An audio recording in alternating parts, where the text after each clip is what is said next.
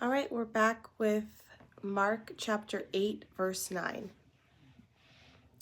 And there were about 4,000 people, and he sent them away, and immediately he got into the boat with his disciples and went to the district of Dalmanutha.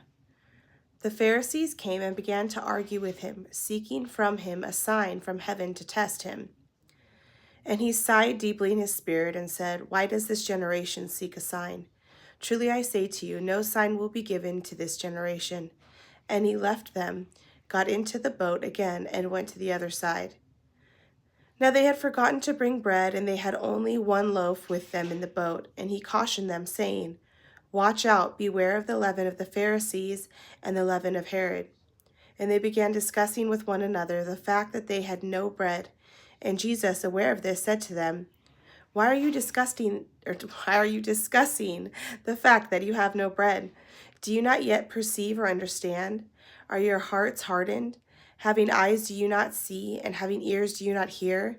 And do you not remember when I broke the 5 loaves for the 5,000? How many baskets full of broken pieces did you take up? They said to him, 12. And the 7 for the 4,000. How many baskets full of broken pieces did you take up? And they said to him, 7. And he said to them, Do you not yet understand? And they came to Bethsaida, and some people brought to him a blind man and begged him to touch him. And he took the blind man by the hand and led him out of the village. And when he had spit on his eyes and laid his hands on him, he asked him, Do you see anything?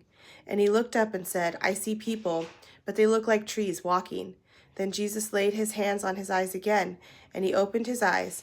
His sight was restored, and he saw everything clearly. And he sent him to his home, saying, Do not enter the village. And Jesus went on with his disciples to the villages of Caesarea Philippi.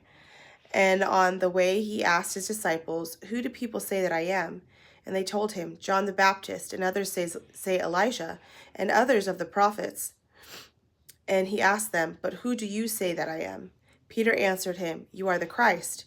And he strictly charged them to tell no one about him.